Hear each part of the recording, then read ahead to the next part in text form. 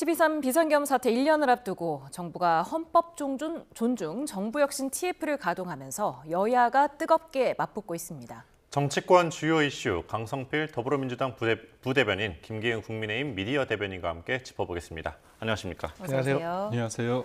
네, 정부가 공직자 12.3 비상계엄 가담 여부를 조사할 헌법 존중 정부 혁신 TF를 꾸렸는데요. 이에 대한 여야 반응 먼저 듣고 오겠습니다.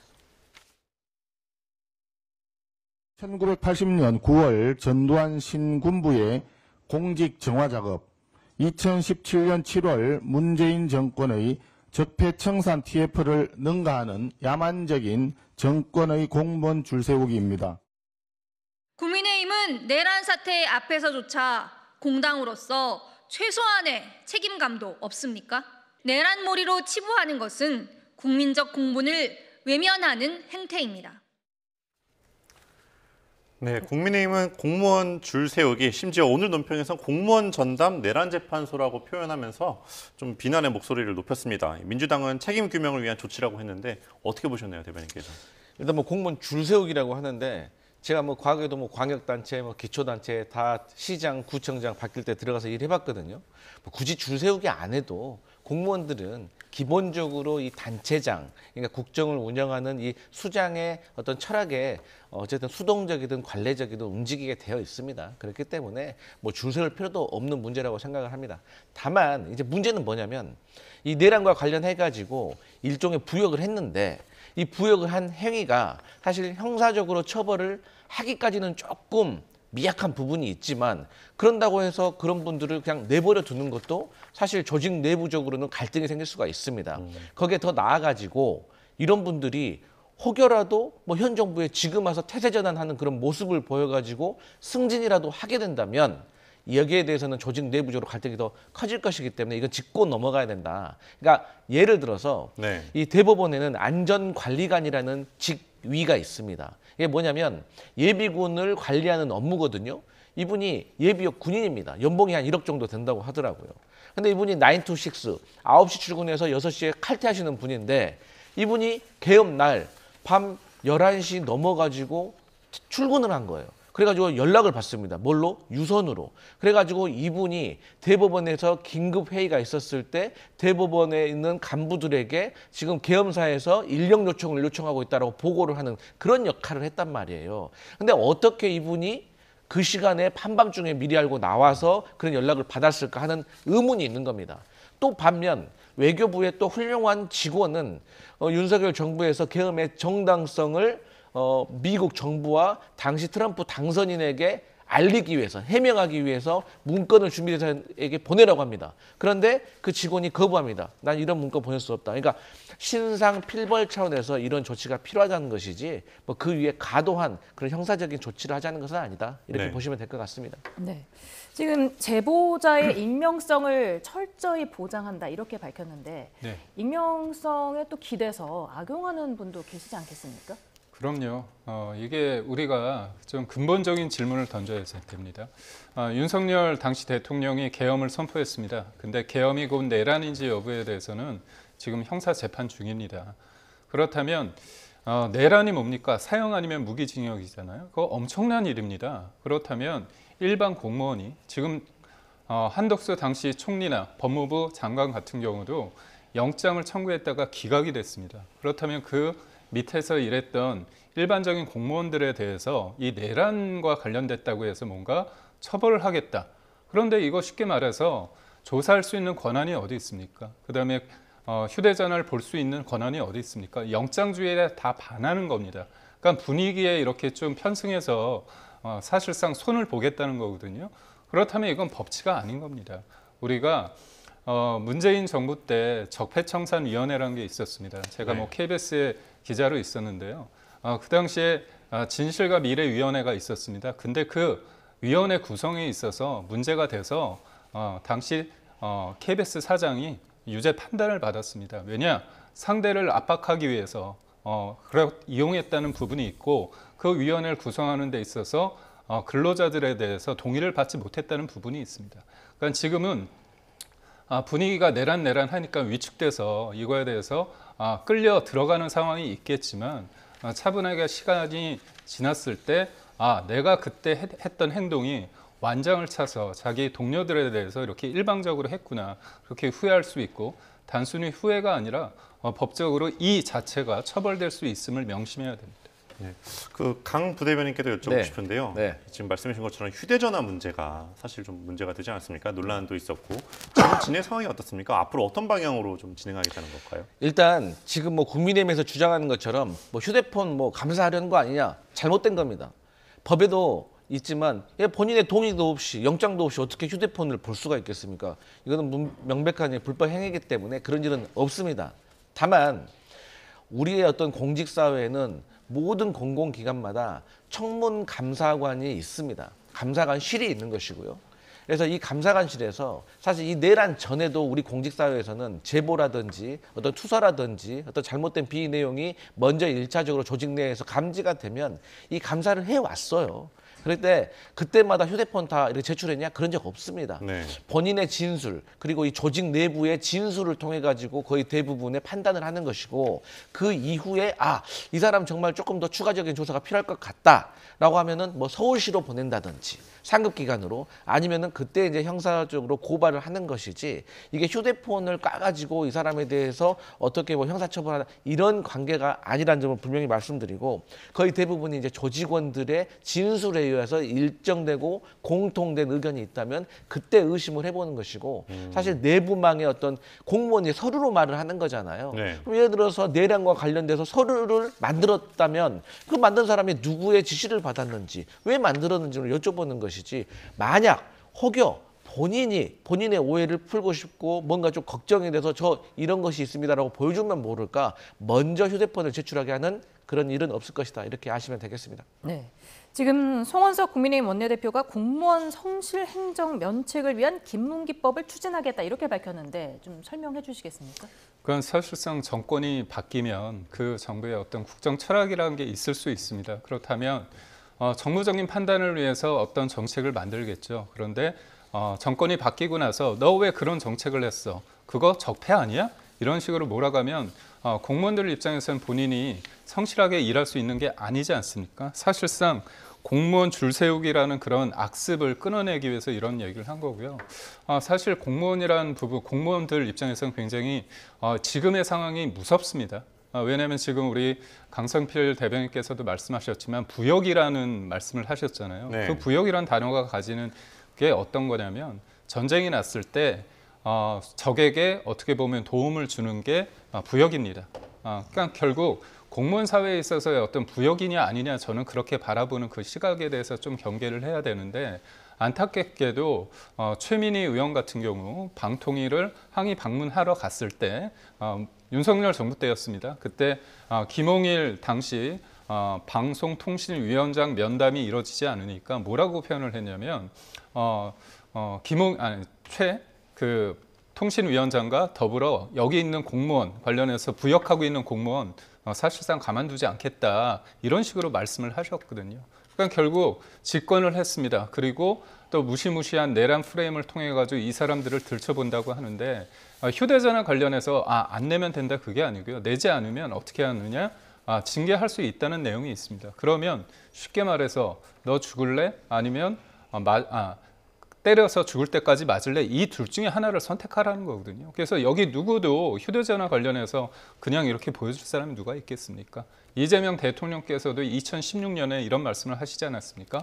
어떤 상황에서도 휴대전화 뺏기면 안 된다. 네. 나의 모든 것들이 있다고 얘기했습니다. 그런데 그런 분이 대통령이 됐는데 75만 명의 공무원을 대상으로 이렇게 범죄자 취급을 한다는 건 이재명 대통령이 생각하는 모두의 대통령 여기에도 맞지 않고요. 더 이상의 내란 프레임을 일반 공무원들한테 적용하는 건 맞지 않다고 봅니다. 네, 말씀하신 대로 뭐 이제 제보도 아마 있을 것 같고요. 네. 뭐 다양한 방식으로 조사를 하겠지만 제일 중요한 건 수사기관이 아닌 이상이 내란 가담 여부는 좀 어떻게 좀 판단을 하게 될 거라 좀 보십니까? 아무래도 자문단이 친여 성향이다 이런 지적도 나오잖아요. 근데 이제 자문단 같은 경우는 그들이 자문단이 이 사람 내란에 뭐 부역했습니다, 안 했습니다 이걸 판단하는 게 아니라 이걸 판단하는 과정에 있어서 본인들의 전문적인 지식에 대해서 자문을 하는 겁니다. 그러니까 예를 들어서 뭐 어떠한 사건이 있어서 문건을 보냈는데 사실 뭐 그게 외교부 문건이라고 하죠. 그러면 그 외교부의 어떤 나름대로의 관행이라든지 그런 지식이 없는 사람이 그것을 판단할 수는 없는 거잖아요. 네. 하지만 이 자문단 중에서 외교부와 관련해서 오랫동안 경험이 있다거나 통상적인 관례에 대해서 이해도가 있는 분이라고 하면 아, 이런 부분은 이례적입니다. 이런 부분은 관례적입니다. 라고 판단을 하는 것이지 거기에 대해서 본인들이 결정을 내리는 것은 아니다. 그리고 이제 휴대폰과 관련해 가지고 제가 실질적인 좀 문제를 말씀드릴게요. 네. 휴대폰을 우리가 보통 이 포렌식을 하잖아요. 그러면은 아주 단조로운 삶을 살고 있는 사람도 파일이 2,000개가 넘는답니다. 그런데 그럼 75만 공직자의 휴대폰을 받아가지고 포렌식 가능하겠습니까? 지금도 중앙지검 같은 경우는요, 포렌식이 밀려 있어요. 그렇기 때문에 휴대폰을 받아도 그것을 해결할 수도 없고 또 휴대폰을 제출하라는 법도 없다는 점을 제가 다시 한번 강조드립니다. 네. 인사철을 앞두고 벌써부터 투서가 쏟아지고 있다 이런 얘기도 들리던데 지금 가장 긴장하고 있을 기관 어디라고 보십니까?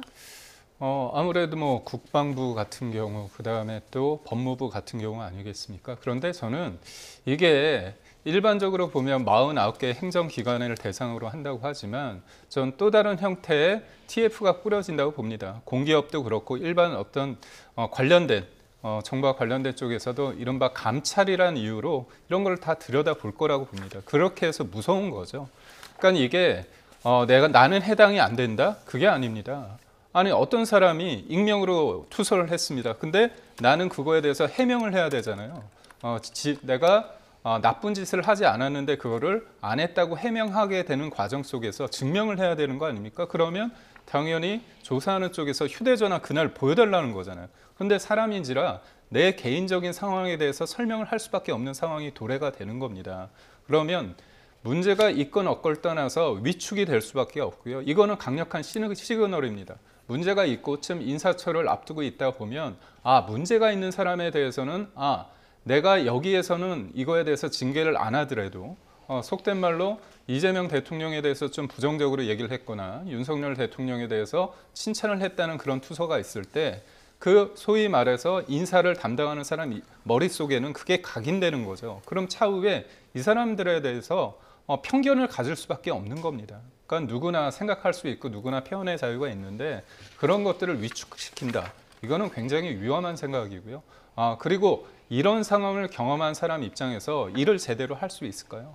그래서 적폐청산 그 위원회 이후에 공직사에서 어떤 일이 있냐면 사실 녹음을 합니다. 네. 저도 대통령실에서 일을 했는데 각 부처에서 잘 돌아가지 않는 게 내가 당연히 맞다고 생각을 했는데 그 당시에 정부 정책과 같이 했다는 이유로 내가 불이익을 받을 수 있거든요. 그럼 이 사람이 할 수 있는 게 뭐겠습니까? 근거를 남겨야 됩니다. 그래서 녹음을 하고요. 그리고 복지 부동할 수밖에 없는 상황입니다. 그래서 이재명 대통령께서는 그 이른바 내란이라는 부분에 대해서는 법적 조치 사법부의 영역으로 남겨두시고 본인은 미래지향적으로 해야 됨에도 불구하고 본인이 나서서 특검이 동력을 잃고 있는 과정 속에서 이제 내가 깃발을 들어서 TF를 통해서 공직사회를 장악하겠다는 그런 말씀은 좀 위험하지 않을까 싶습니다.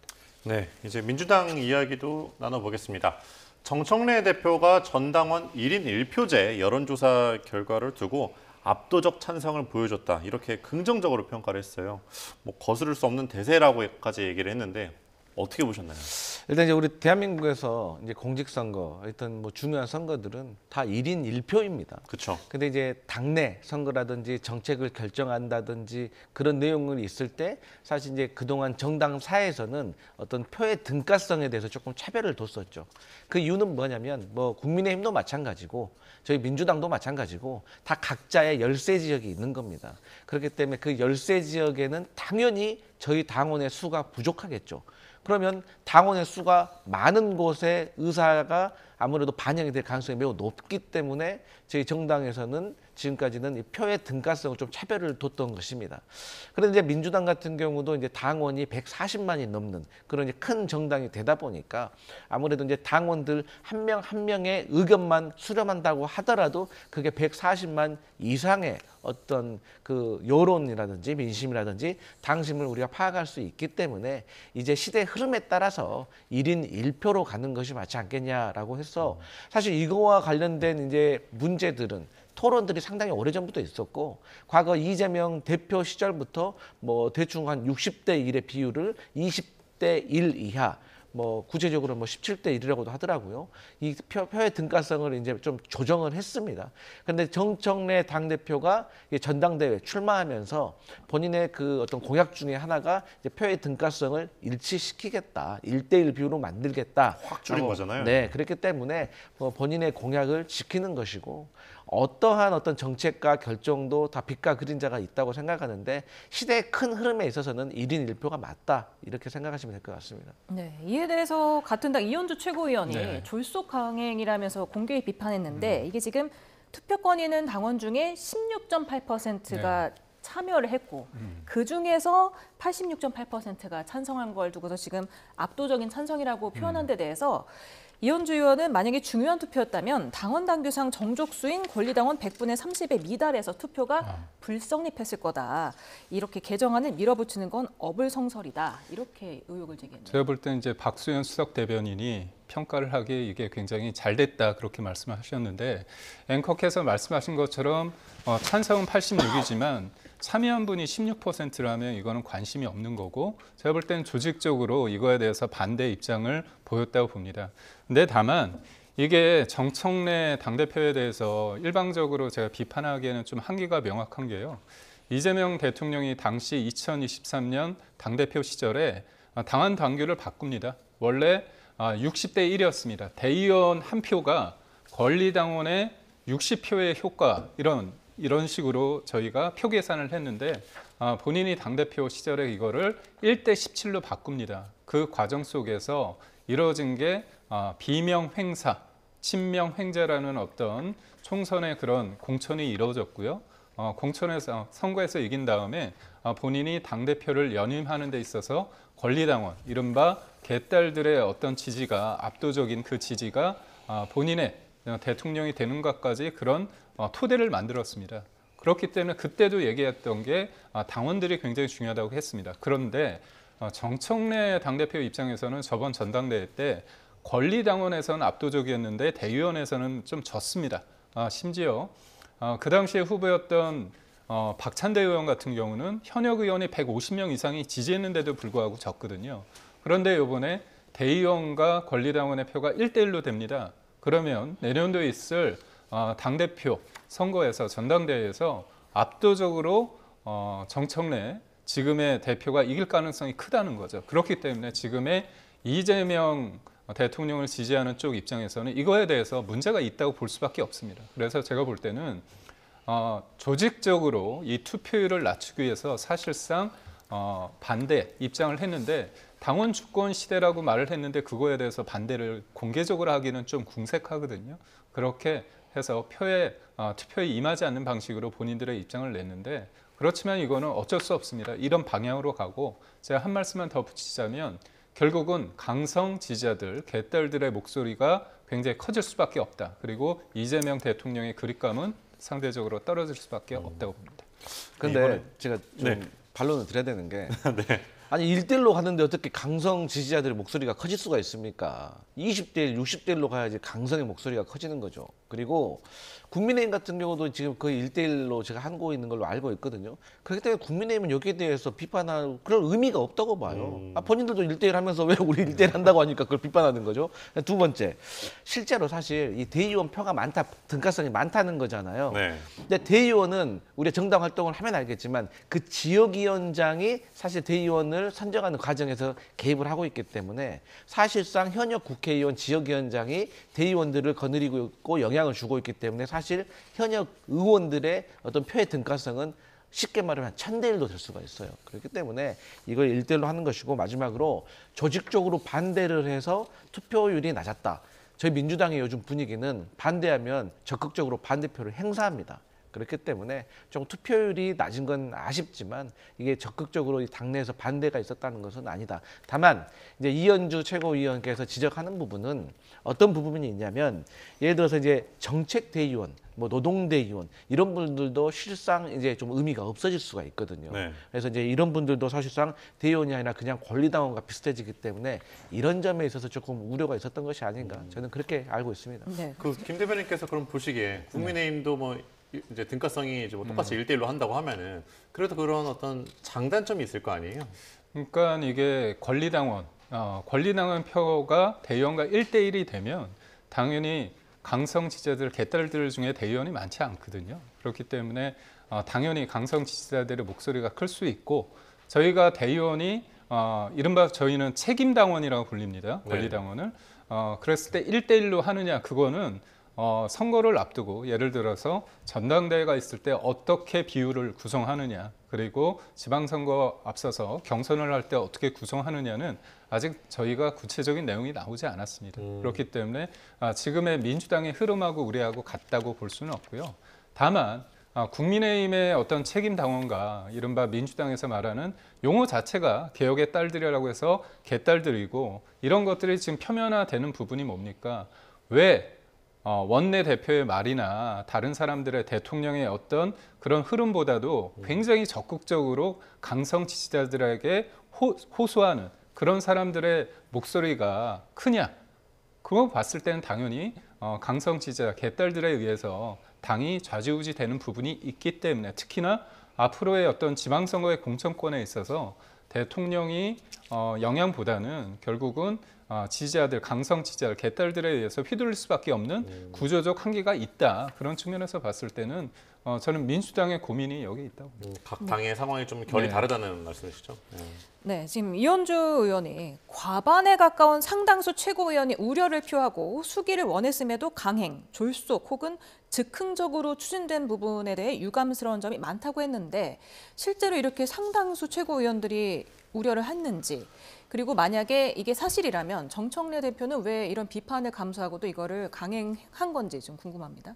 그러니까 저는 뭐 최고위원들이 와 이거 정말 하면 안 돼요 막 이렇게 강하게 반발하지 않는 걸로 알고 있거든요. 네. 제가 방금도 뭐 전현희 최고위원을 만나고 왔는데 뭐 그런 얘기 못 들었어요. 근데 이제 이현주 최고위원으로서는 또 다른 의견이 있었던 것 같아요. 그러니까 제가 이제 앞서도 잠깐 말씀드렸지만 이 모든 정책이라든지 방향이라든지 어떻게 좋은 점만 있을 수 있겠습니까? 아직 나타나지 않은 점에 대한 우려도 분명히 있는 거거든요. 그런 차원에서 사실 뭐 몇 가지 문제점이 있는데 제가 봤을 때 가장 큰 문제점은 뭐냐면 이게 강성 지지층, 저희는 이제 적극 지지층이라고 표현을 하는데 이 적극적인 지지층들의 어떤 여론이 형성이 돼버리면 이거를 지도부가 사실 설득을 해야 되는데 설득하기 어려울 정도로 이 대세가 한번 형성이 돼버리면 끌려갈 수가 있습니다. 그렇기 때문에 이런 점에 있어서 조금 우려할 점이 있어 보인다. 뭐 예를 들어서 제가 뭐 비판하는 건 아니고 국민의힘 같은 경우도 지금 1대1로 하잖아요.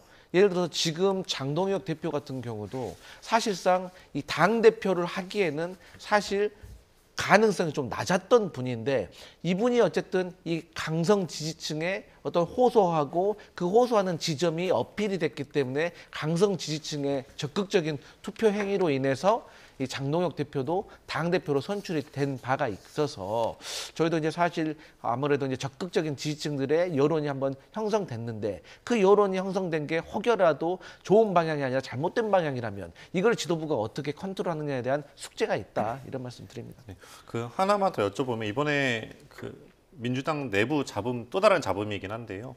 국회 법사위 소속 민주당 의원들이 항소 포기 사건 집단 반발한 검사장들을 고발한 것과 관련해서 원내 지도부는 사전 조율이 없었다 이렇게 얘기를 한 사실이 있잖아요. 또 이제 김용민 여당 간사 의원은 이제 소통이 됐었다 얘기를 하고 이 과정은 좀 어떻게 된 겁니까?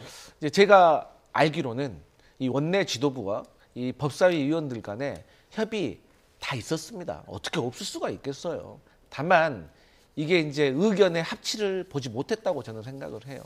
그러니까 이제 법사위 의원들은 사실 일선 현장에서 지금 내란 척결을 위해서 여러모로 애쓰고 있습니다. 그럼에도 불구하고 재판부에서 영장이 기각되고 또 항소 포기로 인해서 검사장들이 반발하고 이런 것들에서 당원들과 지지자들의 어떤 직접적인 소통이 더 커지는 거죠. 왜냐? 당원들과 지지자들은 법사위원들한테 바로 막 이렇게 SNS, 항의 전화, 문자 이렇게 폭탄을 날리거든요. 그렇기 때문에 본인들이 더 체감을 하고 있는 것이고 지도부도 물론 여기에 대해서는 필요성을 느끼고 공감을 하고 있습니다. 취지에 대해서 해야 된다고 생각을 해요.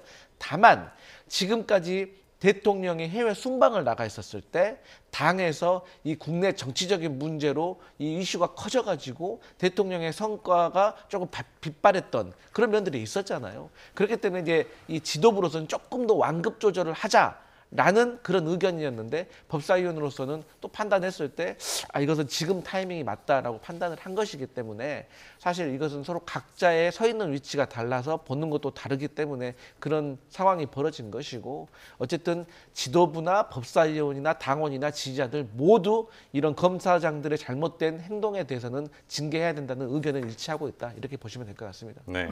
국민의힘은 이제 오늘부터 전국을 돌면서 법치수 국민대회라는 이름으로 장애 대여 투쟁에 들어가죠. 그러니까 저도 좀 당혹스러운 게 그 대장동 일당 관련해 가지고 지금 이재명 정부가 항소를 포기함으로 했어서 그분들한테 7,400억 원 추징에 대한 어떻게 보면 범죄 이익인데도 불구하고 공권력이 이 사람들한테 저는 돈을 세탁해 줬다. 그래서 이 사람들은 형을 살고 나오면 떵떵거리고 그거를 쓸 수 있는 그런 토대를 만들어 줬거든요. 그런데 그 과정에 있어서 검찰들은 당연히 항소를 해야 된다고 했는데 그게 꺾였습니다. 외압으로 인해서 꺾였습니다. 그런데 당연히 그 문제를 제기할 수밖에 없는데 그 사람들을 어떻게 합니까? 항명이라고 하면서 징계하려고 하고 있고요. 18명에 대해서 앞서 말씀드린 것처럼 법사위에서는 경찰에 고발을 했다는 거 아닙니까? 그럼 이게 정상이 아니잖아요. 쉽게 말해서 대장동 일당이 나쁜 놈들 아니니까 이것마저도 제가 볼 때 민주당이 부인하기는 어려울 것 같은데 항소 포기를 통해서 국민들한테는 1도 도움이 안 되고 공동 피의자인 이재명 대통령한테는 영향을 주잖아요. 아주 유리한 방향으로 재판에 영향을 주고 심지어 어떻게 합니까? 배임죄를 없애고자 합니다. 배임죄 없애면요. 대장동 일당 웃으면서 그냥 나옵니다. 추징금 다 그냥 어떻게 보면 자기가 갖게 되는 거잖아요. 이런 게 과연 법치인가? 그리고 사법부 관련해서는 대법원장을 끊임없이 탄핵 특검 운운하면서 끌어내리고자 하고 있지 않습니까? 그리고 특검의 영장이 기각이 되면 이거는 사법부가 문제이기 때문에 사법부를 특별 내란 재판부를 만들어서 사법부를 자기네 입맛대로 구성한다는 겁니다. 이게 과연 이재명 대통령이 피의자 신분이기 때문에 가질 수밖에 없는 상황이고 법치가 무너지고 있고요. 27일 날 추경호 전 원내대표에 대한 어떤 체포동의안 국회 본회의가 열립니다. 추경호 전 원내대표가 면책특권을 포기했기 때문에 이제 실질 심사를 받을 때 저는 200% 기각이 된다고 보는데 지금 민주당이나 이재명 정부에서는 그거를 만약에 영장이 발부되면 국민의힘을 위헌정당으로 얽매여서 해산시키려고 하는 거 아닙니까? 검찰청도 없애고 사법부도 흔들어대고 있고 야당도 없애려고 하는데 저희가 소수 여당으로서 할 수 있는 게 명확하게 한계점이 있습니다. 그래서 국민과 함께 싸우겠다는 말씀입니다. 아무래도 대장동 사건 항소 포기 사태와 관련해서 이재명 대통령이 원래 재판을 받고 있기도 했고요. 지금 국민의힘에서 말씀하신 것처럼 어떻게 보면은 예민한 부분일 수 있는데 이번에 토론 제안을 또 장동혁 대표가 이제 조국 대표가 하겠다 이렇게 밝히면서 정청래 민주당 대표도 참석을 하는 게 어떻겠냐 이게 은근히 제안을 했습니다. 성사될 수 있다고 좀 보시나요? 어떻게 보시나요? 저는 성사되면 안 된다고 봅니다. 안 된다고 보시나요? 네, 저는 조국 대표도 사실 장동혁 대표하고 토론 안 하는 게 낫다고 생각합니다. 왜냐하면 지금 장동혁 대표가 왜 이런 토론을 갑자기 하려고 하는가?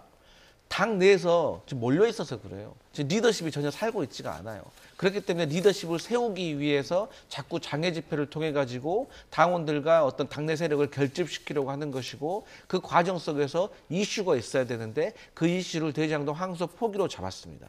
그런데 만약에 조국 대표하고 장동혁 대표하고 둘이 1대1로 하는데 자 갑자기 장동혁 대표가 정청래 대표도 참여하세요라고 하잖아요. 그러면 2대1이 되는 겁니다. 이게 형평성이 맞습니까?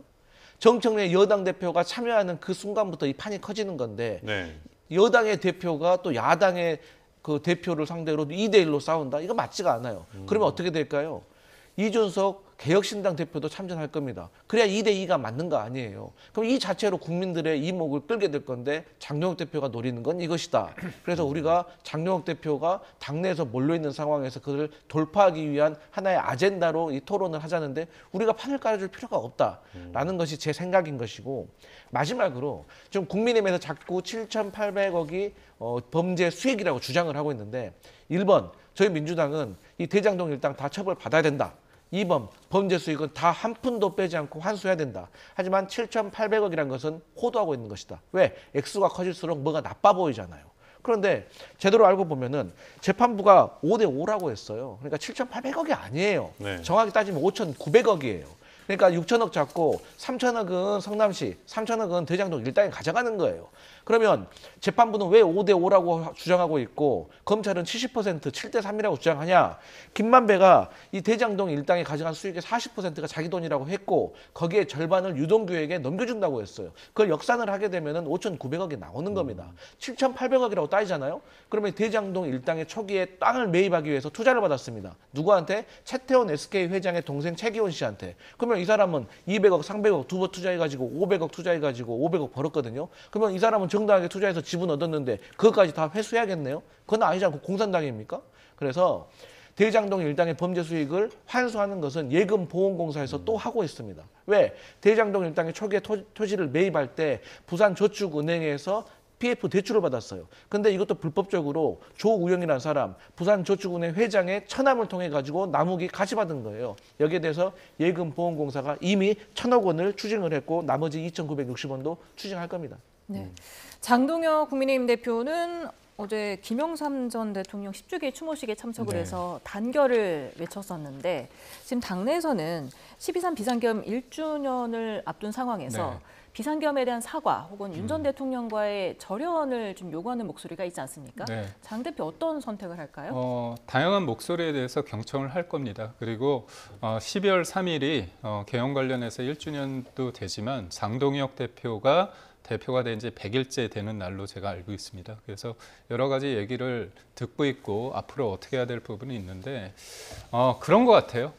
지금 내란이라는 말에 있어서 굉장히 한국 사회가 우리 사회가 굉장히 위축이 돼 있습니다. 그렇다면 이재명 대통령에 대해서 비판을 하거나 민주당의 그 끊임없는 탄핵에 대해서 28번, 29번 그 탄핵에 대해서 그리고 이재명 당대표 시절에 그 본인의 사법 리스크를 방탄하기 위해서 했던 그런 이유 때문에 거리로 나갔던 사람들 여러 가지 이유가 있지 않습니까? 그런데 그거를 내란 세력이다 아니면 극우다 이런 식으로 프레임을 잡고 있거든요. 그러니까 저는 뭐가 극우고 뭐가 내란인지에 대해서 좀 차분하게 좀 상식적으로 생각을 해야 되고요.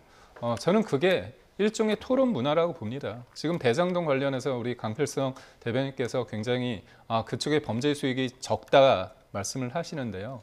왜 저는 진짜 민주당에서 왜 이 사람들의 범죄 수익이 7,800억이 아니고 그 적다는 얘기를 왜 민주당에서 나오는지 저는 도저히 이해가 안 됩니다. 그래서 저희가 분명히 국민들이 우려하는 부분이 있다면 그거는 당 대표, 여야 대표에서 3명이든 2명이든 만나서 얘기하는 게 당연히 맞고 지금 민주당에서 뭐라고 얘기합니까? 왜 거리로 나가냐 그렇게 비판을 하시잖아요. 그럼 거리에 나가지 않게끔 차분하게 토론을 통해서 우리가 만약에 그들이 말하는 것처럼 굉장히 강성 지지자들에서 휘둘린다고 하면 그것도 비판하시고 우리 입장에서 봤을 때 그쪽에서 지금 사법 존중 TF를 꾸리고 있지만 그거는 헌법 존중 TF가 아니라 반헌법 TF라는 얘기를 또 할 수 있는 거 아닙니까? 그래서 정치라는 게 결국은 대화와 타협이라는 측면이 있고 특히나 이번에 패스트트랙 관련해서 법원에서 판결이 뭐냐면 물리적인 충돌에 대해서도 문제 제기하지만 결국 국회라는 공간은 대화와 타협으로 이루어져야 된다. 이런 어떻게 보면 앞으로의 어떤 국회에 있어서의 어떤 책임감을 주는 게 아닌가 싶습니다. 네, 지금까지 정치권 이슈 헌법 존중 TF부터 대장동 사건 토론 성사까지 짚어봤습니다. 나와주신 두 분 감사합니다. 고맙습니다.